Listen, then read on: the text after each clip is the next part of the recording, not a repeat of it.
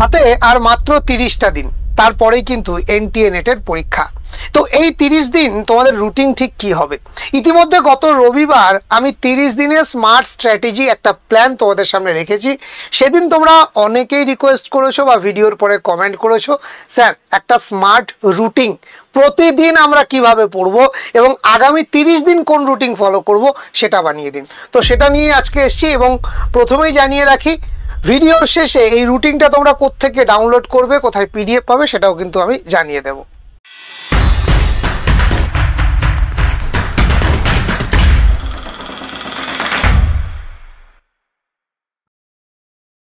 Hello students, welcome to BSACI বেলুড়ে তোমাদের সকলকে স্বাগত জানাই। তো সবার প্রথমেই বলি যে যখনই আমাদেরকে রুটিন তৈরি করতে হবে সেই সময় বেশ কতগুলো বিষয় মনে রাখতে হবে। সেটা কি, আমরা এমন কোনো রুটিন তৈরি করব না যেটা আমরা নিজেরাই মানতে পারবো না। তাই সব সময় আমাদেরকে একটা স্মার্ট স্ট্র্যাটেজিক একটা রুটিন বানাতে হবে এবং রুটিনটা সব সময় হতে হবে যেন একটা পারপাস ফুলফিল করতে পারে, আমার লক্ষ্যটাকে পূরণ করতে পারে। তো আমি সবার প্রথমেই তোমাদেরকে যেটা বলবো সেটা হচ্ছে পেপার 1 এবং পেপার 2 এর সিলেবাসকে বেশ কতগুলো ছোট ছোট পার্টে ভাগ করতে হবে এবং সেই ভাগগুলোকে সঠিকভাবে নিয়ে যেতে হবে। তো কিভাবে সেই ভাগটা করব, তো চলো দেখে নিই। তো সবার প্রথমে আমরা দেখে নেব যে আমাদের পেপার 2 এর রুটিনটা ঠিক কেমন হবে। তো সবার প্রথমেই দেখো, আমি আমাদের সিবিটিতে ঠিক যেভাবে রুটিন তৈরি করে দিয়েছি আমাদের পেড ব্যাচের স্টুডেন্টদের জন্য, সেই রুটিনটাই তোমাদের সামনে এনেছি। খুব ভালো করে রুটিনটাকে তোমাদেরকে দেখতে হবে। আমি প্রথমেই একটি কথা বলবো, বিএসএসিআই লক্ষ্যহীন দিশাহীন কোনো পরীক্ষা নেয় না, ঠিক আছে? বিশেষত এই পরীক্ষার আগের সময়ে আমাদেরকে এমন একটি প্ল্যান তৈরি করতে হবে যাতে শুধুমাত্র আমি সিলেবাস শেষ করে গেলাম তা নয়, টপিক টেস্টের পাশাপাশি একটা নির্দিষ্ট সময় অন্তর রিভিশন করতে পারি এবং পরীক্ষা দিতে যাওয়ার আগে অন্তত 5 থেকে 6 বার যেন সিলেবাসটাকে রিভিশন হয়ে যায়। কারণ তা না হলে ওই প্রথম দিকেরগুলো শেষের দিকে এসে আমরা ভুলে যাই এবং রিভিশন না হওয়ার ফলে আমাদের পরীক্ষার হলে গিয়ে উত্তর করে আসতে অসুবিধা হয়। তো সবার প্রথমে আমরা দেখে নেওয়ার চেষ্টা করব যে পেপার 2 এর রুটিনটাকে ঠিক কিভাবে আমরা ভাগ করেছি, এটা দেখে নাও। তো প্রথমেই বলি, আমাদের পুরো পেপার 2 এর 100% সিলেবাসকে আমি দুটো পার্টে ভাগ করেছি। প্রথমে রেখেছি প্রথম 50%, পরের 50%।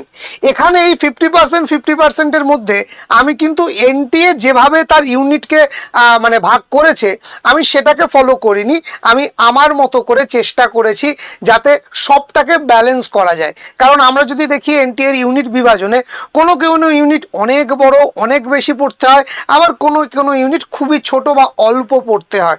যেমন আমরা যদি দেখি যেখানে আমাদের ধরো অভিলেখ, শিলালেখ এইগুলো আছে, ইউনিটটা অনেক ছোট, কিন্তু আমরা যদি আবার যেখানে দেখি আমাদের দর্শনগুলো আছে বা সাহিত্যগুলো আছে, অনেক বেশি পড়তে হয়। তাই আমি 3 দিনের মধ্যে সাহিত্য শেষ করে পারবো না, কিন্তু 3 দিনে আমি অভিলেখটা শেষ করে ফেলতে পারবো।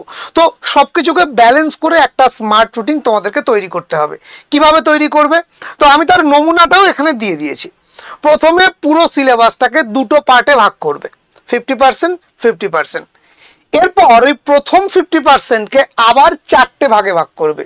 কি বললাম, প্রথম 50%কে আবার 4টে ভাগে ভাগ করবে, ঠিক আছে? দেখো আমি সেরকমই করেছি।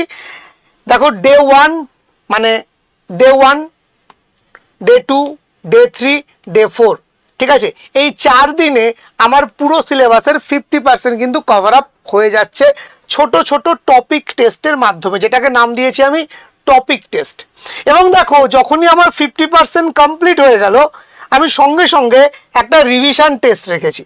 সেই রিভিশন টেস্টটা কিসের না, এই 4 দিনে আমি যেটুকু পড়লাম যাতে সেটাকে আমি ভুলে না যাই, সে কারণে আমি এই 6 নম্বর দিনে যাওয়ার আগে 5 নম্বর দিনে নতুন কোনো টপিক না নিয়ে এই 4টে যে টেস্ট আমরা দিয়েছি টপিক টেস্ট, তার একটা রিভিশন টেস্ট আমরা কিন্তু রেখে দিয়েছি। বোঝাতে পারলাম? তাহলে প্রথম 4 দিনে আমরা পুরো পেপার 2 এর 50%কে কভার আপ করবো 4টে ছোট ছোট ভাগে, যেটার নাম দিয়েছি আমরা টপিক টেস্ট। এবং খুব ভালো করে দেখো, ঠিক আছে? 12 তারিখের পর 16 তারিখ, 16-র পরে 19 তারিখ, 19-এর পর 23 তারিখ, 23-এর পর 26 তারিখ, অর্থাৎ এক একটা পার্টকে কভার আপ করার জন্যে আমি অন্তত পক্ষে 3 দিন সময় তোমাদেরকে দিয়েছি। এবং সেই 3 দিনে খুব ভালো করে লক্ষ্য করো, খুব সায়েন্টিফিকভাবে আমি টপিকগুলোকে বেছেছি। ঠিক আছে, যেমন দেখো আমাদের প্রথম সোমবার যে পরীক্ষাটা ছিল সেখানে প্রথম দিন আমি কি রেখেছি, ফার্স্ট ডে 1 এর টপিক টেস্টে বৈদিক সাহিত্যের ইতিহাস, সর্বদর্শন সংগ্রহ, অনুমান খণ্ড, মুক্তাবলী, সাহিত্য দর্পণ, সংজ্ঞা পরিভাষা, কাদম্বরী এবং হর্ষচরিত। এখানে খুব ভালো করে লক্ষ্য করো, সাহিত্য শাস্ত্র যেমন আছে তার সঙ্গে সঙ্গে গদ্য পদ্য নাটক চম্পুর মধ্যে থেকেও দুটো পার্ট আছে, ব্যাকরণের খুব প্রাথমিক একটা অংশ আছে, অন্যদিকে দর্শনের প্রাথমিক সর্বদর্শন সংগ্রহের সাথে সাথে অনুমান খণ্ডের মতো একটু কঠিন তুলনামূলক টাফ একটা অংশকেও আমরা রেখে দিয়েছি, এবং ফার্স্ট জায়গার মধ্যে সাহিত্য দর্পণ এবং বৈদিক সাহিত্যের ইতিহাস এই দুটো জায়গাকে রেখেছি। তার মানে বড় টপিক এবং ছোট টপিক সবগুলোকে নিয়ে একটা সুন্দর মেলবন্ধন করা হয়েছে যাতে তুমি 3 দিনের মধ্যে পুরো বিষয়টা শেষ করতে পারো। এবং অনেকের ক্ষেত্রে দেখা যায় শুধু সাহিত্য পড়তে বোরিং লাগে, কারোর শুধু বৈদিক সাহিত্য ভালো লাগে, কারোর শুধু নাটক চম্পু এগুলো পড়তে ভালো লাগে। তো অনেক সময় কি হয়, তাহলে যার যে পার্টটা ভালো সে সেটার উপরে ফোকাস করে, সেই পরীক্ষাগুলো ভালো হয়, যেগুলো আনটাচ সেগুলোকে আর সে কেয়ার করে না। বাট এই যে সায়েন্টিফিক রুটিন, সেখানে কিন্তু তুমি কেয়ার না করে যেতে পারবে না, কারণ খুব ভালো করে লক্ষ্য করো আমরা প্রতিটা দিনে কিন্তু পুরো প্রত্যেকটা জায়গাকে ছোট ছোট করে কভার আপ করেছি যাতে কেউ অবহেলিত না হয়, প্রত্যেকে একটু একটু করে অ্যাটেনশন পাই। এভাবেই ডে 1, ডে 2, ডে 3, ডে 4 4 দিন কমপ্লিট করলে মানে তোমার নেট সংস্কৃতের 50% সিলেবাস কমপ্লিট হয়ে গেল। ডে 5 এ এসে সেই 50% সিলেবাসের রিভিশন টেস্ট দিলে এবং পুনরায় ডে 6, ডে 7, ডে 8, ডে 9 এই 4 দিনে পরবর্তী 50% সিলেবাসকে 4টে ভাগে ভাগ করে এক এক দিন করে টপিক টেস্ট নেওয়া হলো, এবং অবশেষে 10 নম্বর দিনে আবার একটি রিভিশন টেস্টের মধ্যে দিয়ে রিমেইনিং যে সিলেবাস অর্থাৎ প্রথম 4 দিনের 50%-এর পরে যে 50% তার উপর একটা রিভিশন পুরোপুরি দিয়ে দেওয়া হলো। এভাবে প্রথম 10 দিনে আমরা পুরো সিলেবাসটাকে সুন্দরভাবে কিন্তু কভার আপ করে ফেললাম 10টা এর মাধ্যমে, 10টা টেস্টের মাধ্যমে। ঠিক আছে, এবং দেখো 11 নম্বর দিন আমরা 16/6/2025 এই দিন যখন এসছি 16/6/2025 তখন কিন্তু ফুল সিলেবাস টেস্ট কিন্তু একটা রেখে দিয়েছি। এখানে আর 50% নয়, পুরো সিলেবাসটাকে নিয়ে একটি টেস্ট। তাহলে আশা করি বোঝাতে পারছি যে কতটা সায়েন্টিফিক ওয়েতে তোমাকে রুটিনটা বানাতে হবে, এবং একদম প্রথম দিনের রুটিনটা আমরা তোমাদের সামনে ওপেন করে দিয়েছি, যেটা দেখে তুমি আন্দাজ করতে পারবে কিভাবে রুটিনটা বানানো উচিত। এটা শুধু সংস্কৃতের ক্ষেত্রে নয়, প্রতিটা সাবজেক্টে আমরা এভাবেই সিলেবাসকে ধরে একেবারে রিমডিফাই করে আমরা রুটিন বানিয়েছি তোমাদের জন্য, এবং সেই অনুযায়ী আমরা মক টেস্টও রেখেছি যাতে নিজেকে তুমি জাজ করে নিতে পারো যে তুমি ঠিকঠাকভাবে এগোতে পারছো কি না। তাই যারা মনে করছো যে পরীক্ষার আগের মুহূর্তে রুটিন কি হবে, কিভাবে এগোতে হবে, আমি তাদেরকে চোখ বন্ধ করে বলবো এই রুটিনটা তুমি যদি মক টেস্ট না নিতে পারো কোনো অসুবিধা নেই, কিন্তু এই রুটিনটার মতো করে নিজে একটা রুটিন বানিয়ে ফেলো, নিজের মতো করে বানিয়ে ফেলো। পুরো ফর্মুলাটা তোমাদের সামনে এক্সপ্লোর করে দিলাম, ওপেন করে দিলাম। এই ফর্মুলাতে হয়তো এটা বানাতে তোমার কাছে 1 থেকে 1.5 ঘন্টা সময় লাগবে, কিন্তু আগামী 30 দিন তুমি একটা সঠিক দিশাতে এগোতে পারবে, একটা টার্গেটকে সামনে রেখে এগোতে পারবে যেটা তোমাকে জেতাতে সাহায্য করবে।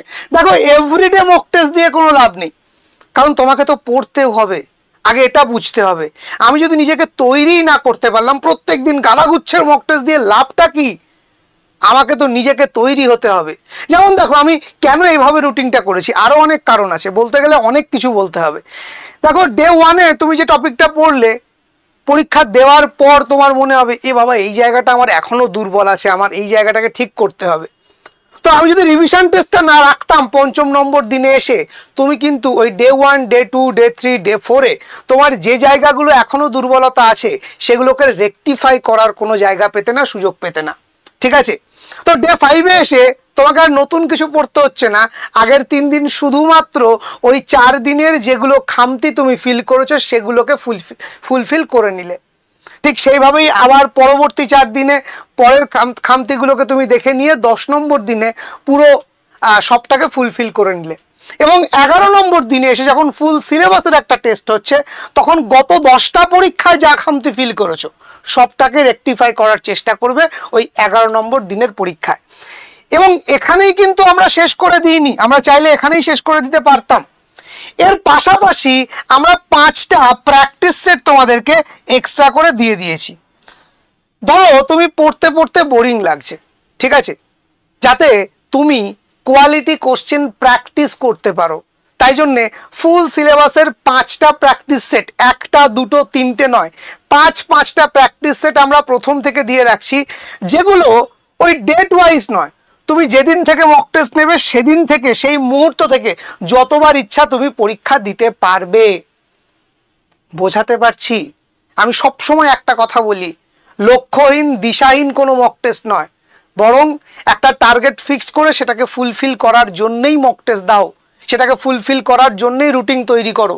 এমন রুটিন তৈরি করো যেটা সত্যিকারের সায়েন্টিফিক এবং সিস্টেমেটিক, যেটা স্ট্র্যাটেজিক, যে স্ট্র্যাটেজিটা নিলে তুমি নিশ্চিত সাফল্য পাবে। তো এই হলো পেপার 2 এর রুটিন, ঠিক আছে। দেখো আমাদের এই রুটিনটা তুমি যদি খুব ভালো করে দেখো তাহলে দেখবে সপ্তাহে 7 দিনটাকে আমরা 3টে ভাগে ভাগ করেছি। প্রত্যেক সোমবার এবং শুক্রবার পেপার 2 এর পরীক্ষা থাকবে এবং প্রতি বুধবার পেপার 1 এর পরীক্ষা থাকবে।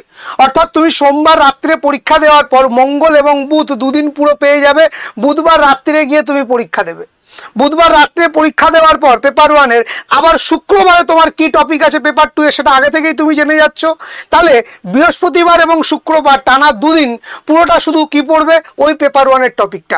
অর্থাৎ প্রত্যেকটা পরীক্ষা শেষ হবে তার পর দিন থেকে, অর্থাৎ পরীক্ষার শেষ মুহূর্ত থেকে আগামী দিনের টপিক কি তার টার্গেট তোমার সামনে ফিক্স, তুমি শুধু ওটুকুই পড়ো এবং পরীক্ষার জন্য প্রস্তুতি নাও। ছোট্ট ছোট্ট পায়ে চলতে চলতে আমি পৌঁছে যাব, ওই চাঁদের পাহাড় দেখতে পাবো। এভাবেই আমাদের লক্ষ্যকে অ্যাচিভ করতে হবে, আমাদের স্বপ্নকে পূরণ করতে হবে। তাহলে চলো এই নীতি মেনেই আমরা এবার দেখে নিই যে পেপার 1 এ ঠিক কোন স্ট্র্যাটেজি নিয়েছে বিএসএসসি। দেখো পেপার 1 এর ক্ষেত্রেও আমরা ঠিক প্রতি বুধবার করে একটা করে মক টেস্ট রেখেছি, প্রত্যেক বুধবার একটা করে পেপার 1 এর মক টেস্ট থাকবে। তো জানিয়ে রাখি এখানে আমরা যদি পেপার 1 কে দেখি তাহলে টোটাল 5 দিনে আমরা পুরো সিলেবাসটাকে ফুলফিল করেছি। দেখো আমরা যদি পেপার 1 খুব ভালো করে লক্ষ্য করি আমরা দেখতে পাবো 6টা থিওরি পার্টের জায়গা আছে, তার মধ্যে 4টে থিওরি পার্ট বেশ লেন্দি, 2টো থিওরি পার্ট তুলনামূলক ছোট, ঠিক আছে। তো আমরা 4টে থিওরি পার্টকে পরপর 4টে দিন রেখে দিয়েছি, আর একটা দিনে অন্য 2টো থিওরি পার্টকে রেখেছি, ঠিক আছে। এবং দেখো শুধু থিওরি পার্টকে রেখেই কিন্তু আমরা পরীক্ষাটা রাখিনি, তার সঙ্গে সঙ্গে এভরিডে ডিআই এবং আনসিনকে রেখেছি, কারণ ডিআই আনসিন প্রত্যেকটা পরীক্ষায় থাকে। এর ফলে কি হচ্ছে, 2টো ইউনিট এভরিডে আমরা প্র্যাকটিস করতে পারছি। তার সঙ্গে ইন্ডিয়ান লজিক থেকে এবার প্রত্যেক বছর ভালো পরিমাণ প্রশ্ন আসছে, সে কারণে ইন্ডিয়ান লজিককে রেখেছি। এবং এই পুরো ম্যাথামেটিক্যাল অ্যাপটিটিউড এবং রিজনিংকে কিন্তু আমরা একদিনে ঢুকিয়ে দিইনি, কারণ আমরা জানি যে এখানে অনেকটা হিউজ জায়গা এবং এই জায়গাটাকে ছাত্রছাত্রী বা তোমরা ভয় পাও। সে কারণে আমরা একদম টপিক সিলেক্ট করে দিয়েছি যে প্রথম দিন শুধু number series, letter series, coding decoding, blood relation, এই 4টে জায়গাকে তোমরা ফোকাস করবে, আর অন্য কোনো চ্যাপ্টার পড়তে হবে না। এভাবেই যদি আমরা পুরো 5টা নম্বর দিন পর্যন্ত যাই আমরা দেখতে পারবো যে ছোট ছোট করে আমরা ম্যাথস এবং রিজনিং এর সমস্ত চ্যাপ্টারটাকে কভার আপ করে ফেলতে পেরেছি, ঠিক আছে। তো একটা সায়েন্টিফিক ওয়েতে আমরা পুরো সিলেবাসটাকে সাজিয়েছি, তুমিও তোমার এই রুটিনটা তৈরি করার সময় এভাবেই সাজাবে, ঠিক আছে। ধরো টিচিং অ্যাপটিটিউড, তারপরে রিসার্চ অ্যাপটিটিউড, রিসার্চের সঙ্গে ডিআই আনসিনটা এভরিডে রাখবে, এবং এই ম্যাথস এবং রিজনিং এর পার্টটাকে তুমি তোমার মতো করে ছোট্ট ছোট্ট পাকে 3-4টে করে টপিককে সিলেক্ট করে প্রতিদিন ঢুকিয়ে দেবে এবং প্র্যাকটিস করবে, টার্গেট ফিক্স করবে আর পরীক্ষা দেবে। কি বললাম, বোঝাতে পারলাম? ঠিক আছে। বারবার যে বিষয়টা বলবো, দেখো আমরা যখন নিজেরা রুটিন করি আমরা সেই রুটিন অনুযায়ী পড়ে তো ফেলি, কিন্তু পড়াটার পর সেই পড়াটা কতটা এফেক্টিভ হলো, মানে আমার সেই পড়াটা সত্যিই পরীক্ষা উপযোগী হলো কি না, তার একটা ভালো মক টেস্ট যদি আমরা না দিতে পারি তাহলে কিন্তু কোনোভাবেই সেই আত্মবিশ্বাসের জায়গাটা তৈরি হয় না, তাই তো? ঠিক সে কারণেই একটা প্রপার মক টেস্ট অবশ্যই দেবে। বিএসএসসিআইতেই দিতে হবে, আমাদের মক টেস্টই দিতে হবে, এ কথা আমি বলছি না, কিন্তু এই যে রুটিন করছো সেই রুটিন অনুযায়ী বাজার চলতি যে কোনো প্র্যাকটিস সেট বা প্রচুর ফ্রি ওয়েবসাইট থাকে, এই সমস্ত জায়গায় গিয়ে তোমরা কিন্তু পরীক্ষা দিতে পারবে, প্রতিনিয়ত নিজেকে জাজ করতে পারবে, চেক করতে পারবে এবং কনফিডেন্টটাকে গ্রো করতে পারবে। বারবার একটা কথা বলবো, শুধু পড়ে গেলে চলবে না, নিজেকে জাজ করাটা খুব দরকার যে আমি সত্যি উত্তর করে আসতে পারছি কিনা। আত্মসন্তুষ্ট হয়ে কোনো লাভ নেই, হ্যাঁ আমি পারছি, আমি পারবো, এটা দিয়ে লাভ নেই। পরীক্ষাটা দিয়ে বসো।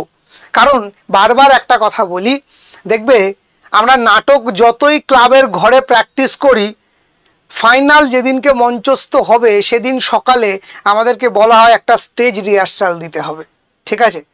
তাই তুমি যতই মনে মনে পড়ো যে না আমি ঠিক উত্তর করে আসতে পারবো, সেটা যথেষ্ট নয় যতক্ষণ না তুমি মক টেস্টে দিচ্ছ। তাই রুটিনটা ফলো করো উইথ মক টেস্ট। সে mock test paid mock test হতে পারে, ফ্রি মক টেস্ট হতে পারে, যে কোনো প্ল্যাটফর্মে হতে পারে, তোমার কাছে থাকা বই থেকে হতে পারে, বাট মক টেস্টটা তোমাকে দিতে হবে। বোঝাতে পারছি? এই হলো ব্যাপার। এবং আমরা এই মক টেস্টটা তো রুটিন অনুযায়ী করেছি, তার পাশাপাশি 6 নম্বর দিনে আমরা একটা ফুল সিলেবাস টেস্ট রেখেছি, ঠিক যেমনটা আমরা কথা দিয়েছিলাম।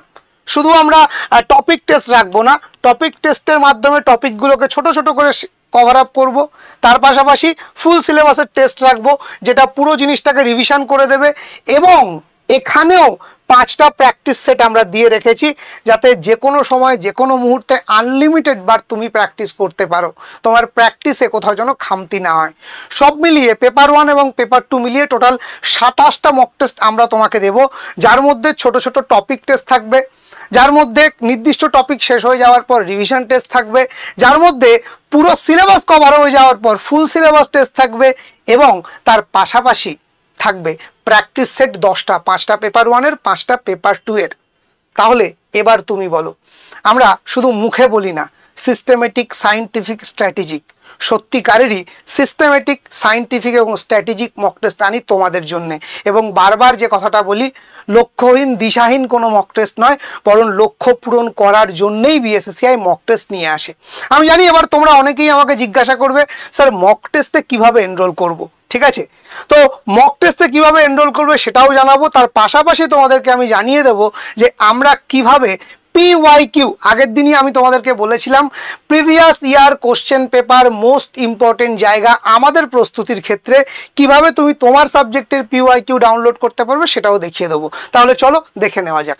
যারা মক টেস্ট সম্পর্কে আরও বিস্তারিত জানতে চাইছো বা সরাসরি এনরোল করে নিতে চাইছো, তাদেরকে সবার প্রথমেই যেতে হবে bssci.in আমাদের ওয়েবসাইট। দেখো bssci.in এই ওয়েবসাইটে ঢুকতে হবে। ঢোকার পরে একদম প্রথমেই তোমরা হোম কোর্স বা টেস্ট সিরিজ বলে একটা জায়গা পাবে।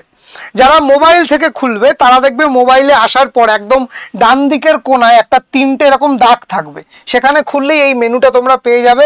টেস্ট সিরিজে গিয়ে NTA নেটের মধ্যে ক্লিক করবে। NTA নেটে ক্লিক করার সাথে সাথেই তোমরা এখানে এনরোল করার জায়গা পেয়ে যাবে। তোমার যা সাবজেক্ট সেই সাবজেক্ট অনুযায়ী তুমি কিন্তু এখানে এনরোল করে নিতে পারো। যারা শুধু পেপার 1-এর পরীক্ষা দিতে চাও তাদের জন্য 299, 299 টাকা দিলেই হয়ে যাবে। 299-এ তারা কিন্তু মক টেস্টটা পেয়ে যাবে আমাদের তরফ থেকে।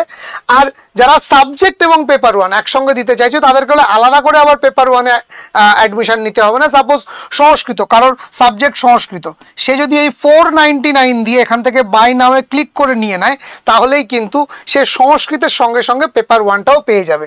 আমি তবুও পুরো বিষয়টাকে একবার এক্সপ্লোর করে তোমাদেরকে দেখিয়ে দিই।